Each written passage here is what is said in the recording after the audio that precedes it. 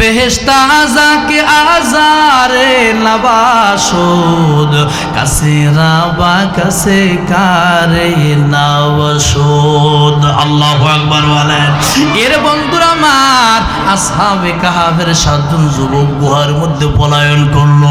এবার ডাক দিয়ে বলতেছে, আল্লাহ ও মালিক, আমাদের একটা সুন্দর ফয়সালা করে দেন, আমরা এখন কি করব? সূরা কাহফের মধ্যে বিস্তারিত পাইবেন। তো যুবক 7 জন গুহার মধ্যে আশ্রয় নেওয়ার পরে বলতেছে, আল্লাহ তুমি আমাদেরকে বলে দাও আমরা কিভাবে জীবন যাপন করব, কিভাবে থাকবো, কোনভাবে থাকলে তোমার রাজি খুশি পাওয়া যায়। বাদশার আক্রমণ থেকে, অত্যাচার থেকে, শিরিক থেকে মুক্ত হইয়া নিজেরা আত্মগোপন করেছি, নিজেদেরকে গুহার মধ্যে আশ্রয় নিয়েছি। আমার আল্লাহ তাআলা ডাক দিয়ে বলেন, রে যুবকের দল, আমি আল্লাহকে পাওয়ার জন্য মূর্তি পূজা ছাড়িয়া, হিজরত করিয়া, সব কিছু ত্যাগ করিয়া গুহার মধ্যে আশ্রয় নিয়েছ। তোদের হেফাজতের জিম্মাদারি আমি আল্লাহ তাআলা নিয়ে নিলাম। ওই গুহার মধ্যে আল্লাহ তাআলা বললেন, তোমরা একটু বিশ্রাম নাও। বিশ্রাম নিলেন। লম্বা ঘটনা সংক্ষিপ্ত করে বলতেছি। বিশ্রাম নিলেন। এক ঘুমের মধ্যে আল্লাহ তাআলা 900 বছরের ঊর্ধ্ব টাইম ঘুমে বিভোর করে দিলেন। এ বন্ধু, হায়াতের মালিক আমার আল্লাহ, মৃত্যু দেওয়ার মালিক আমার আল্লাহ এত দীর্ঘ সময় গুহার মধ্যে ঘুমিয়ে থাকলো। এরে বন্ধুরা আমার, এরপরে মৃত্যুবরণ করে নাই। সব ক্ষমতার মালিককে জোরে বলো কি? সব কিছুর হেফাজতের মালিককে। আমার আল্লাহর পক্ষে যে থাকবে তার হেফাজত করবেন কে? আমার আল্লাহ তাআলা ডাক দিয়ে বলেন, ইয়া আইয়ুহান নাবিয়্যু হাসবুকাল্লাহ, ইয়া আইয়ুহান নাবিয়্যু হাসবুকাল্লাহ ওয়া মান ইত্তাবাআকা মিনাল মুমিনিন। ও নবী আমার, আমি আল্লাহ কথা দিলাম, আপনি পয়গম্বর এবং আপনি নবীর আদর্শের সৈনিক যারা হবে, আমি আল্লাহ তাআলা তাদের জন্য কাফি, আমি আল্লাহ তাদের জন্য যথেষ্ট। দুনিয়াতেও তাদের জিম্মাদার আমি আল্লাহ, কবর, হাসর, মিজান, বুসরাত, জান্নাত পর্যন্ত তাদের অভিভাবক আমি আল্লাহ।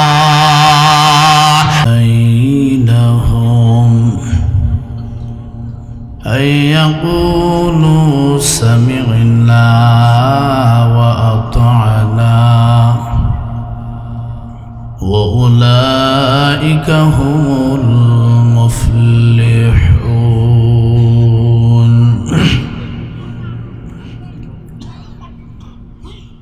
صدق الله العظيم. وقال رسول الله صلى الله عليه وسلم: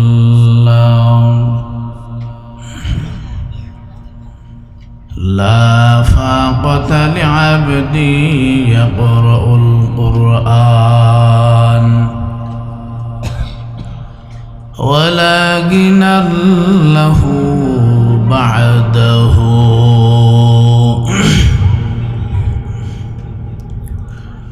وصدق رسوله النبي الكريم. ونحن على ذلك من الشاهدين والشاكرين والذاكرين، والحمد لله رب العالمين. درود شريف پوری. اللهم صل على محمد وعلى آل محمد كما صليت على إبراهيم وعلى آل إبراهيم إنك حميد مجيد.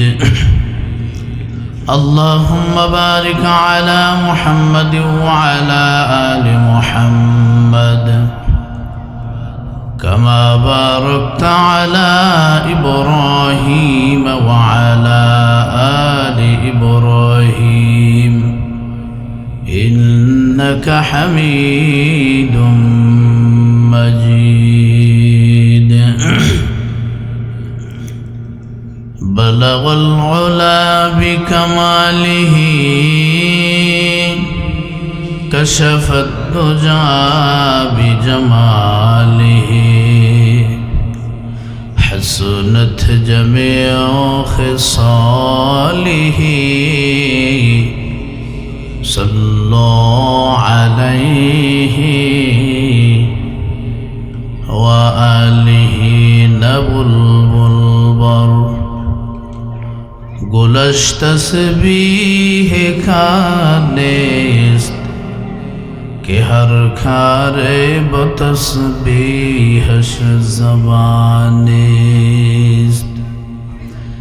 ذکر حق آمد گزائی روح را مرحم آمد ای دل مجروح را কেওটখালী দেওয়ানবাড়ি জয় মসজিদের উদ্যোগে আয়োজিত ২৭তম বার্ষিক ওয়াজ মাহফিল এই কোরআনের ময়দানে আমরা শ্রদ্ধা হতে পেরেছি, সকলে শুকরিয়া আদায় করি আলহামদুলিল্লাহ। এই মনিরা কথা বলে না, চুপ করে বসো। আমি খুব সংক্ষেপ করে ২-৪টা কথা বলবো, আমার সময় আছে আর ২৪ মিনিট। তো এই জন্য ভূমিকায় না যে ২-৪টা কথা বলবো, আল্লাহ যতদূর বলার তৌফিক দান করেন। আল্লাহ তাআলা বলেন, ইন্নামা কানা কাওলাল মুমিনিন।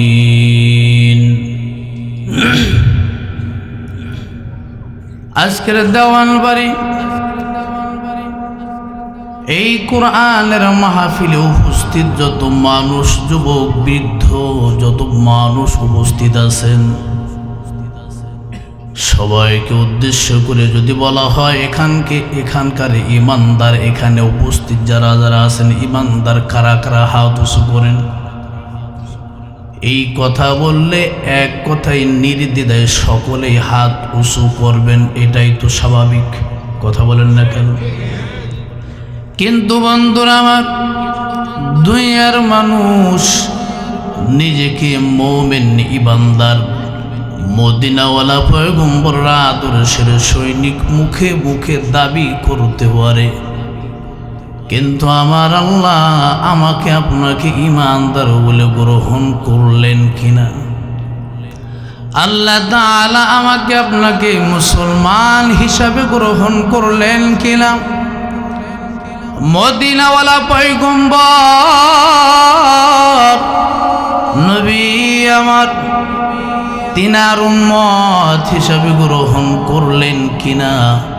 একটু হিসাবপত্র মিলানোর দরকার আছে না নাই? আল্লাহ তাআলা বলেন, ইমানদার কারা?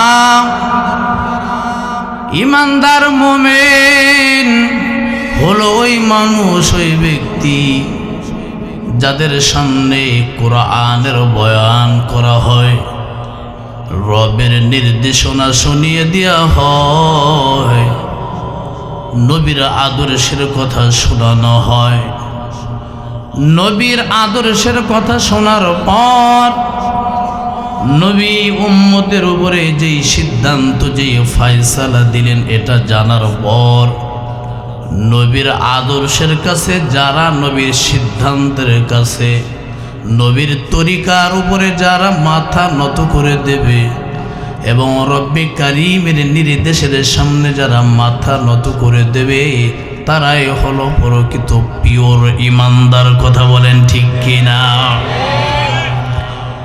আল্লাহ তাআলা বলেন সূরাতুন নূর ৫১ নম্বর আয়াত, কালামুল্লাহ কোরআনের ১৮ নম্বর পড়ার ১৫ নম্বর পৃষ্ঠার ১১ নম্বর লাইনে পাইবেন। আল্লাহ তাআলা বলেন, ইন্নামা কানা কাওলাল মুমিনিন। মুমিন হলো তারা, মুমিনদের কথা হবে এমন,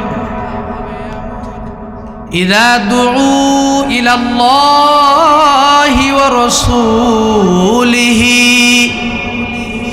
যে মানুষগুলোকে আল্লাহ এবং রসুলের দিকে আহ্বান করা হয়, ডাকা হয়, এ দুনিয়ার মানুষ তোমরা আল্লাহর আহ্বানে সাড়া দাও। আল্লাহ তোমাকে ডাকছে। দৈনন্দিন 5 বেলা মসজিদ থেকে মুয়াজ্জিনের আওয়াজে আল্লাহ তাআলা তোমাকে ডাকতেছেন তিনার ঘরে। হাইয়া আলাস সালাহ, হাইয়া আলাল ফালাহ, কল্যাণের দিকে আয় আয়, এ গোলাম সফলতার দিকে আয়। দুনিয়াতে তোর ধন দৌলত দেখা মানুষ তোরে সফল কয়, এই সফলতার আমি আল্লাহর কাছে কোনো দাম নাই। সফল মানুষ কারা জানো? যে মানুষের 4 আঙ্গুলের কপাল দিয়ে আমি রব্বে কারিমের কুদরতি কদমে 5 বেলার সিজদা দেয়, তারাই হলো সফল। ঠিক না? আরে বন্ধুরা আমার নবীর তরিকার উপরে যারা কুরবান হয়, এই মানুষগুলোকে আল্লাহ তাআলা কোরআনের ভাষায় সফল বান্দা হিসেবে ঘোষণা দিয়েছেন। সুবহানাল্লাহ।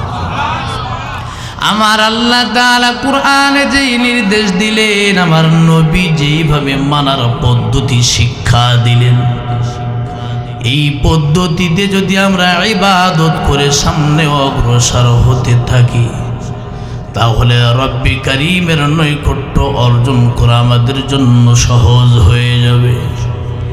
ঈমানদার হলো ওই ব্যক্তি যে ঈমানদারের সামনে কোরআনের বয়ান করার পর, নবীর আদর্শের কথা শোনানোর পর তারা বলবে 2টা কথা। কয়টা কথা বলবে বলেন? জোরে বলেন, কয়টা? 2টা কথা বলবে। আইয়াকুলু সামি'না ওয়া আতা'না, তারা বলবে আমরা শুনলাম, কোরআন হাদিস থেকে যা কিছু শুনলাম আমরা মেনে নিলাম। এটা হলো ঈমানদারের কাজ। এই বন্ধুরা আমার গভীর মনোযোগ, যারা বলে কোরআন থেকে যে নির্দেশনা শুনলাম, শোনার পরে মেনে নিলাম, এটা হলো ঈমানদারের পরিচয়। আর মুনাফিক যারা, তাদের বিষয়ে আল্লাহ বলেন সূরাতুন নিসার 61 নম্বর আয়াত, وَإِذَا قِيلَ لَهُمْ تَعَالَوْا إِلَى مَا أَنزَلَ اللَّهُ وَإِلَى الرَّسُولِ رَأَيْتَ الْمُنَافِقِينَ يَصُدُّونَ عَنكَ صُدُودًا।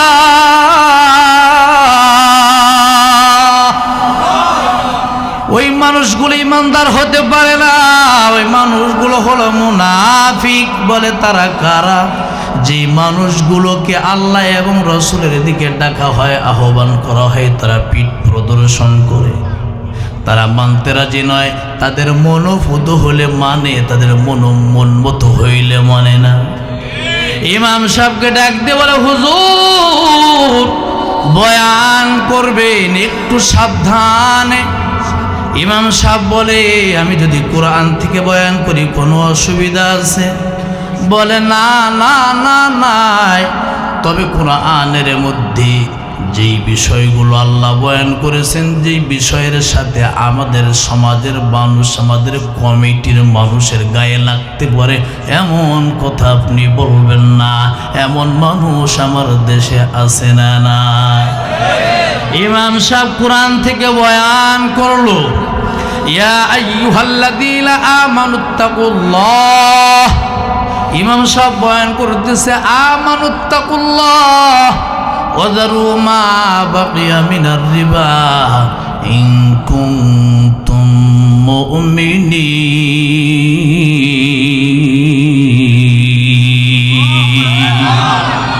এ বন্ধুরা আমার, কেওটখালীর মুসলমান শুনো, এটা সূরাতুল বাকারার আয়াত 279 সম্ভবত।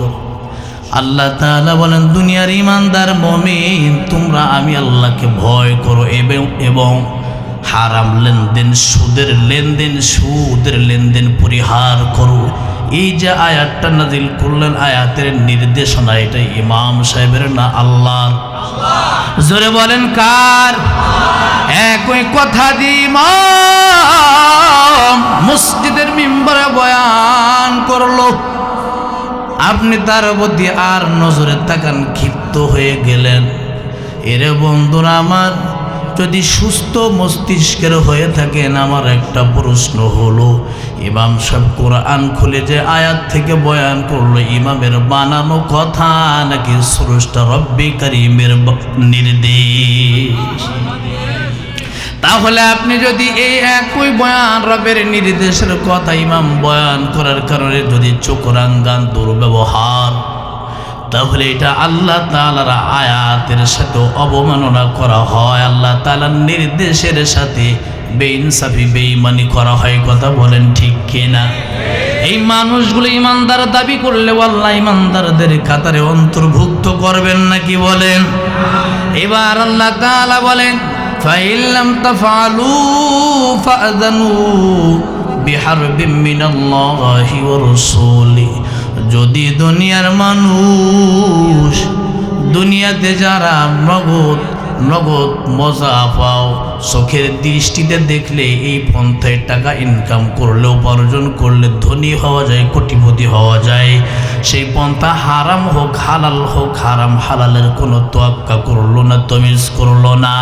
এরে বন্ধুরা আমার, আল্লাহ তাআলা ডাক দিয়ে বলেন, ফাইন লাম তাফআলু ফাআযানু বিহারবিন মিনাল্লাহি ওয়া রাসূলিহি। দুনিয়ার মানুষ শুনে নাও, যদি তোমরা হারাম লেনদেন যদি পরিহার না করো, সুদ ঘুষের লেনদেন পরিহার না করো, আমি আল্লাহ এবং রসুলের পক্ষ থেকে যুদ্ধের ঘোষণা দিয়ে দিলাম। হ্যাঁ, সুবহানাল্লাহ ভাইয়া, সুবহানাল্লাহ নাকি নাউজুবিল্লাহ? আল্লাহ তাআলা দুই জায়গায় বলেন, দুনিয়ার মানুষ তোরে ধ্বংস করে দিতে আমার বিন্দু পরিমাণ সময় লাগে না। তারপরেও কতটা রাগান্বিত ক্ষিপ্ত হইলে রব স্রষ্টা সৃষ্টির সাথে যুদ্ধের ঘোষণা দেয়। এক নাম্বার, যারা সুদের লেনদেন পরিহার করবে না, তাদের বিরুদ্ধে রব্বে কারীমের পক্ষ থেকে যুদ্ধের ঘোষণা। মানে আল্লাহ তাআলা তোমাকে যখন ধরবে, এমনভাবে ধরবে, দুনিয়ার হারাম খোরের দুনিয়াতেও ইজ্জত থাকে না, দুনিয়ার সম্মান নষ্ট করে দেয়, জিল্লতের সাথে অপমানের সাথে আল্লাহ মৃত্যু দেয়। যে আল্লাহ যুদ্ধের ঘোষণা দিলেন, এবং জালেম বেঈমান হারাম খোরের জন্য দুনিয়াটা সংকীর্ণ হয়ে যায়, তাদেরকে দুনিয়ার সব মানুষ ঘৃণা করে, জমিনের মাখলুক পোকা মাকড় পর্যন্ত হারাম খোরকে ঘৃণা করে। ঠিক কিনা বলে?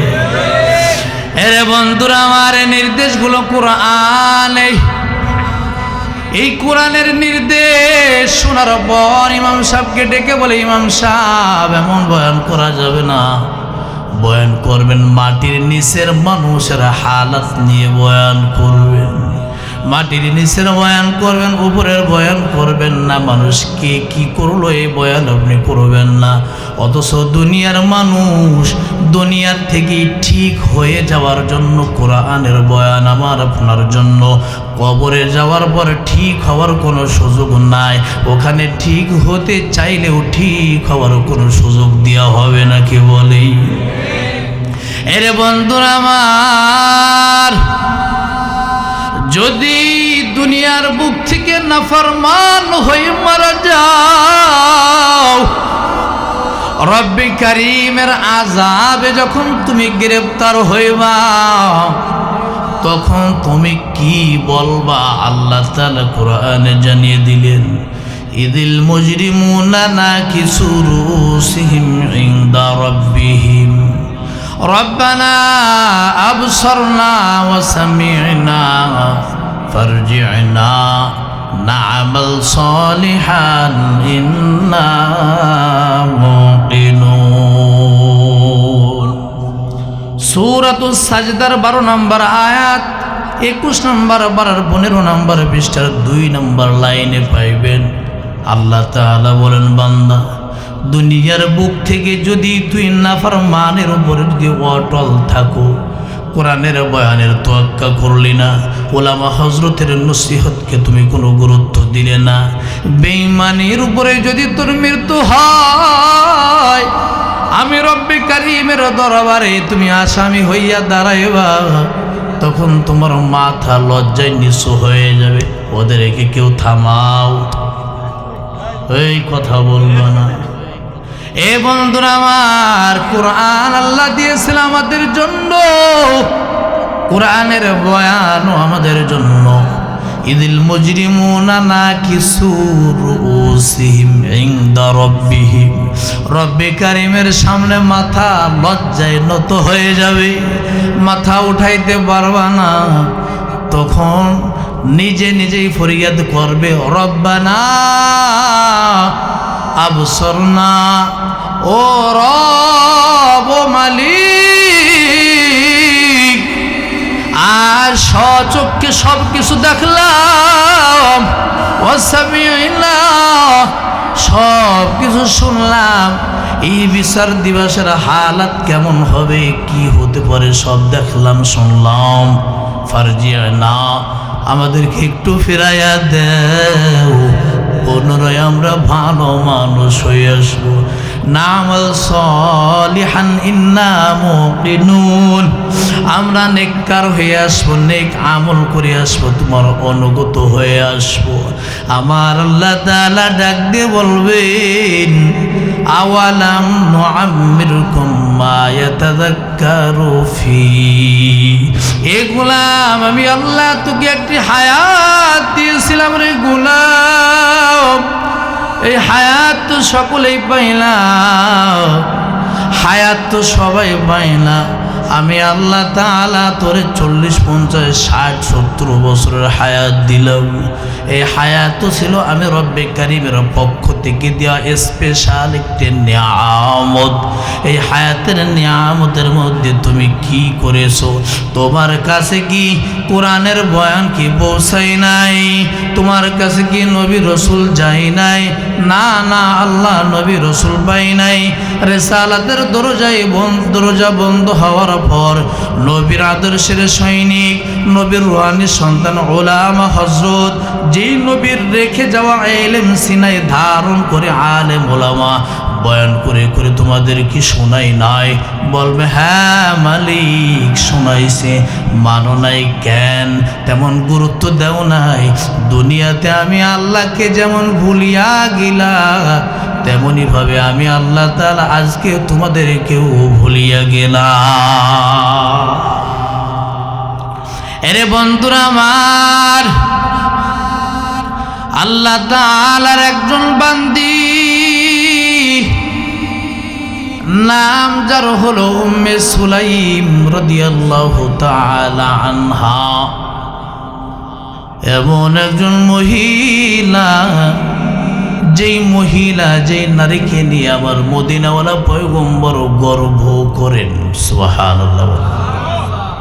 পৃথিবীর মধ্যে একমাত্র ওয়ান পিস একটা নারী, যেই নারীর বিবাহের মহরানা ধার্য করা হয় কালিমা। সুবহানাল্লাহ।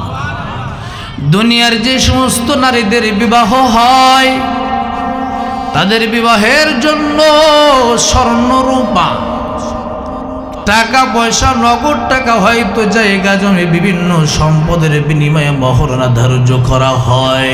কথা বলেন ঠিক কিনা? কিন্তু উম্মে সুলাইম এমন একজন মহিলা, যেই উম্মে সুলাইমের কথা না বললেই নয়। উম্মে সুলাইম কালিমা পড়ে মুসলমান হওয়ার পরে স্বামী আব্দুল মালিক তাকে তালাক দিয়ে দিলেন।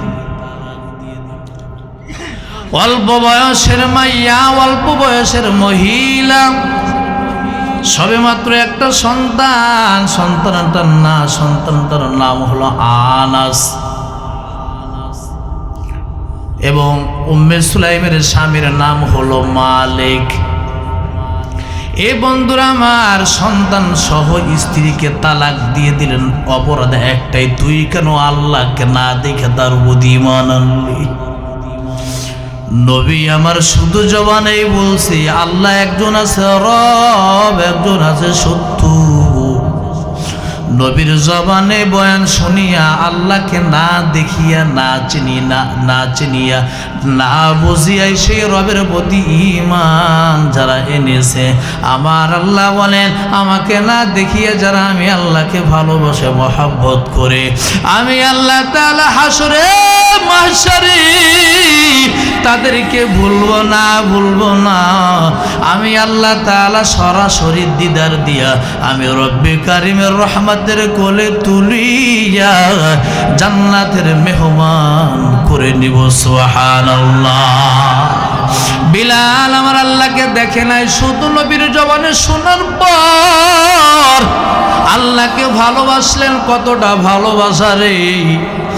জবানে শুধু বলতো আহাদ আহাদ আহাদ বলতো, মনে এক আল্লাহর নামের জিকির করতো। বেঈমান উমাইয়া ইবনে খালদ এমন আঘাত করছে, আঘাত করতে করতে করতে গায়ের চামড়াগুলো উঠা গেছে, রক্তাক্ত হয়েছে। পায়ের মধ্যে রশি লাগাইয়া বখাটে যুবক ছেলেদের হাতে তুলে দিছে। বিলালের পায়ে রশি বেঁধে উত্তপ্ত বালুকা ময়দানের মধ্যে টানতে টানতে নিয়ে যায়। আবু বকর ডাক দিয়ে বলে, বিলাল তুমি তো আস্তে আস্তে আল্লাহর নামে জিকির করতে পারো, তুমি উচ্চ আওয়াজে যখনই বলো তখনই তোমার পিঠায় তখন তোমার রক্তাক্ত করে আঘাত দেয়, প্রহার করে। এর বিলাল মনে মনে আমার আল্লাহরে ডাক। বিলাল ডাক দিয়ে বলে, রে আবু বকর, আমি এমন এক আল্লাহ এমন এক রবের প্রেমে আমি ডুব দিয়েছি, আমার ওই মালিকের নাম আস্তে আস্তে জপলে আমি বিলালের দিলে আমি কোনো শান্তি পাই না। এর বন্ধুরা আমার, বিলালকে উত্তপ্ত বালুকা ময়দানের মধ্যে টানতে টানতে নিয়ে যায়। বিলাল বেহুশ হয়ে যায়। কত রকমের নির্যাতন, জুলুম, টর্চারিং, এরপরেও বিলাল বলে আমার আল্লাহর জন্য জীবন দিব, তারপরও ঈমান ছাড়বো না, কালিমা ত্যাগ করবো না। এর বন্ধুরা আমার আল্লাহ ডাকতে বলে, বিলাল আমি আল্লাহকে না দেখে দেখে যদি তোর অন্তরে আমি রবের প্রেম ভালোবাসা যদি এত গভীর হয়, এরে বিলাল যদিও তুমি কালো, যদিও তুমি দেখতে চেহারাটা বিশ্রী খারাপ, যদিও তুমি নিচু বংশে, এরে বিলাল যদিও তুমি গোলাম, যদিও তোমার জবানের ভাষা স্পষ্ট নয়, তারপরেও আমি আল্লাহ তোর এই যে কালো স্কিনটা দান করার মালিক আমি আল্লাহ। বিলাল তোর মা বাবার অবদান নয়। এ বিলাল তুই গরিব, গরিব নিজে নিজে হও নাই, আমি আল্লাহ বানাইছি। গোলাম আমি আল্লাহ তোরে বানাইছি। এ বিলাল তুমি হও না কেন কালো? আসমান ও জমিনের চাইতেও আমি রবের কাছে ভালো। তুমি হও না কেন কালো? চন্দ্র সূর্য নক্ষত্রের থেকেও আমি রব্বে কারিমের নজরে বড় ভালো। হাকিকত সে তো দুনিয়া বে খবর হাই, দুনিয়া কি নুমাইশ পর নজর হাই। নমি গোয়াম কে আজ দুনিয়া জুদা বাস, বাহার কারে কে বাসি বা খুদা বাস। চিস্তে দুনিয়া আজ খুদা গাফিল বুদান, মাসুন কুরাও ফর জিন্দোজন আবদর কিস্তি হালাকে কিস্তিয়াস্ত আবো আন্দার জিরে কিস্তি পুষ্ট। ইমতিয়াজ। আল্লাহু আকবার। তারা দুনিয়ার রাজ্যে চলাফেরা করেছে, দুনিয়ার মহব্বত অন্তরে ঢুকায় নাই। হারাম তো দূরের কথা, অবৈধ বলতে সম্পদ গড়া তো দূরের কথা।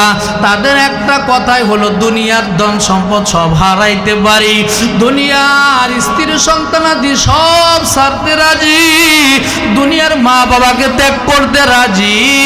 দুনিয়া আল্লাহ, আমি একজন দিন মজদুর, পাথরের কাজ করে পাথরও ভাঙ্গি, পাথর ভেঙ্গে ভেঙ্গে আমার জীবিকা নির্বাহের ব্যবস্থা করি, আমার সংসার পরিচালনা করি। আমি পাথর ভাঙ্গি, পাথর ভাঙ্গার কাজ করি, এই জন্য আমার হাতটা শক্ত হয়ে গেছে।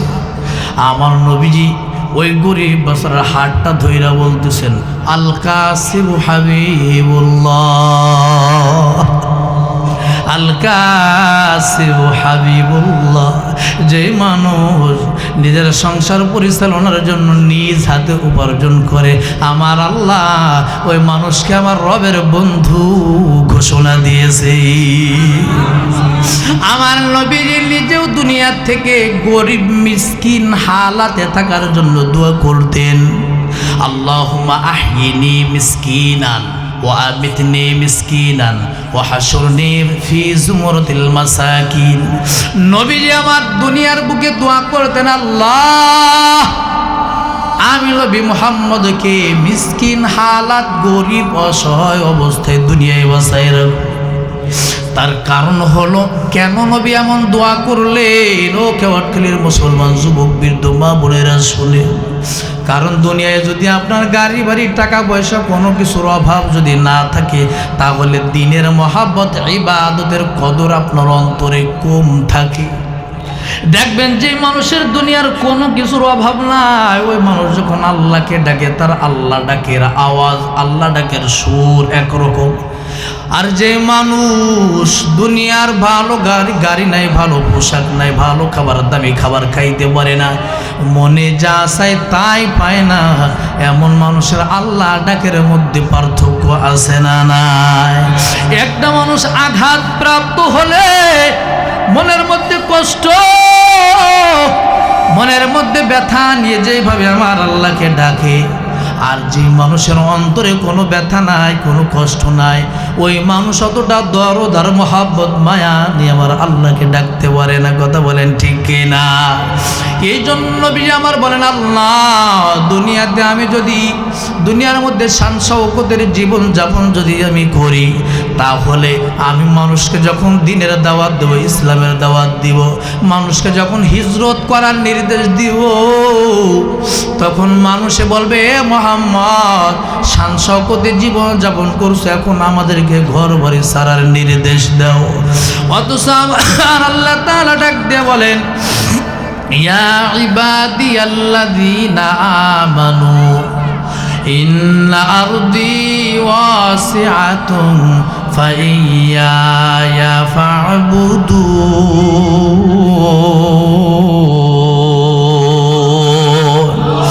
আমার আল্লাহ বলেন, বান্দা ঈমানের উপর অটল থাকতে, মজবুত থাকতে, ঈমানের উপর অটল মজবুত থাকতে, ইবাদত করতে যদি অসুবিধা হয়, তাহলে ওই জমিন ত্যাগ করো, হিজরত কর।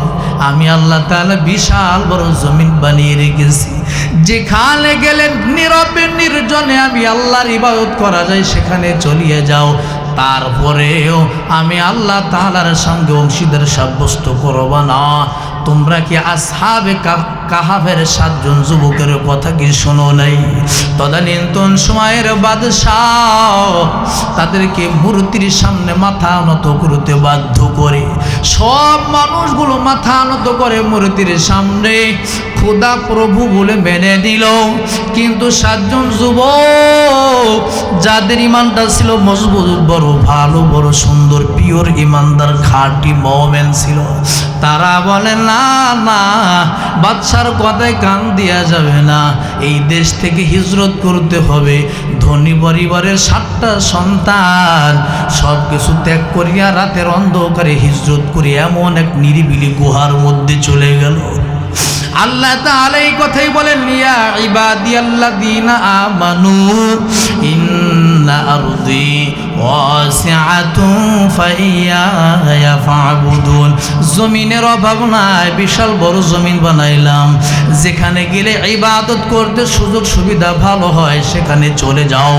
যদি হিজরত করা লাগে করো, ঘর বাড়ি ছাড়া লাগে ছেড়ে দাও, স্ত্রী পুত্র যদি ছাড়তে হয় এই বড় মায়া ত্যাগ করবি, এর প্রতিদানও তার থেকেও বেশি হবে। ইন্নামা ইউওয়াফাস সাবিরুনা আজরাহুম বিগাইরি হিসাব। আল্লাহ তাআলা বলেন, যারা সবরে অটল, হিজরত করেছিলে সব কিছু ত্যাগ করিয়া, হিজরত করেছিলে সব কিছু ছাড়িয়া, এই যে ত্যাগ স্বীকার করলে এবং সবরে অটল থাকলে, আমি আল্লাহ তাআলা হিসাব সারা নেকি দিয়া জান্নাতের মেহমান বানায়া নেব।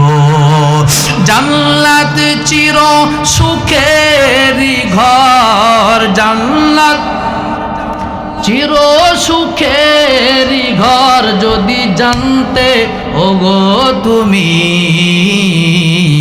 মায়া ঘেরা রঙিন পৃথিবী নয়তো সুখের খনি, মায়া ঘেরা রঙিন পৃথিবী নয়তো সুখের খনি। জান্নাত পাওয়ার সহজ পথে তো শহীদি মরণ, জান্নাত পাওয়ার সহজ পথে তো শহীদি মরণ, শহীদ হলে খুদার রাহে, শহীদ হলে খুদার রাহে, তবে জান্নাত পাবে তুমি, মায়া ঘেরা রঙিন পৃথিবী নয়তো সুখের খনি, মায়া ঘেরা রঙিন পৃথিবী নয়তো সুখের খনি। কথা বলেন ঠিক কিনা? লাকাদ খালাকনাল ইনসানা ফি কাবাদ। আল্লাহ বলেন, দুনিয়ার মানুষ কষ্ট ক্লেশের মধ্যে মানুষের জীবনযাত্রা শুরু হবে, কষ্ট ক্লেশের মধ্যে আমি আল্লাহ মানুষের সৃষ্টি করেছি। এই কষ্ট সারা দুনিয়ায় চিরস্থায়ী সুখের ঠিকানা নয়, এই দুনিয়া শুধুমাত্র মায়া আর মায়া দিয়ে ভরা। কথা বলেন ঠিক কিনা? সুখ চিরস্থায়ী সুখ পাইবা ফি জান্নাতিন নাঈম, নিয়ামতে ভরপুর জান্নাতে পাইবা সুখ শান্তি। বেহেশতা আযাকে আযারে নবাসুদ, কাছে রাবা কাছে কারে নবাসুদ। আল্লাহু আকবার বলেন। এর বন্ধুরা আমার, আসহাবে কাহাফের ৭ জন যুবক গুহার মধ্যে পলায়ন করলো। এবার ডাক দিয়ে বলতেছে, আল্লাহ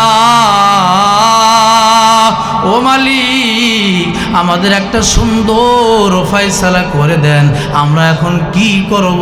সূরা কাহফের মধ্যে বিস্তারিত পাইবেন।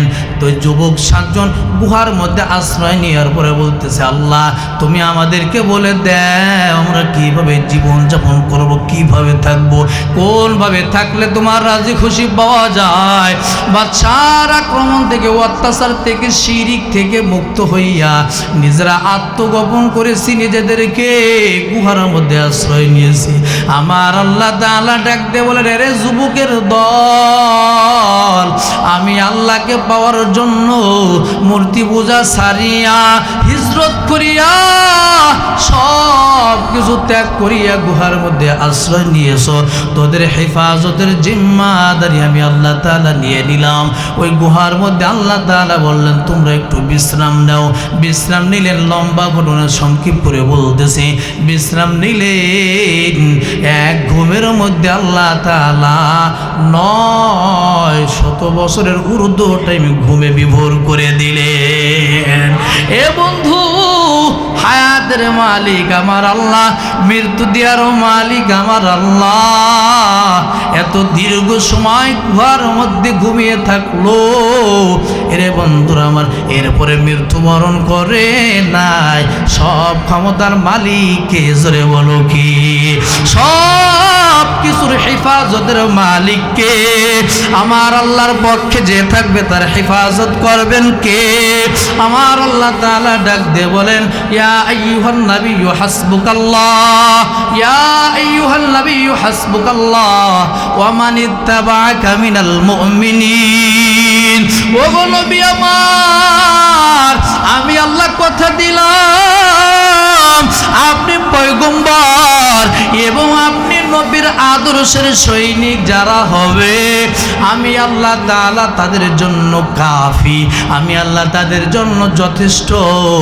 দুনিয়াতেও তাদের জিম্মাদার আমি আল্লাহ, কবর, হাসর, মিজান, পুলসিরাত, জান্নাত পর্যন্ত তাদের অভিভাবক আমি আল্লাহ। নারায়ে তাকবীর। যে কথাগুলো বললাম ভুল ত্রুটি আল্লাহ তাআলা মাফ করেন, বলেন আমিন। কথাগুলো আমি সহ সকলকে মানার তৌফিক দান করেন, বলেন আমিন। পর্দার আড়ালের আম্মাজানদেরও মানার তৌফিক দান করেন, বলেন আমিন। রব্বে কারিম আমাদেরকে হেদায়েত দান করেন, বলেন আমিন।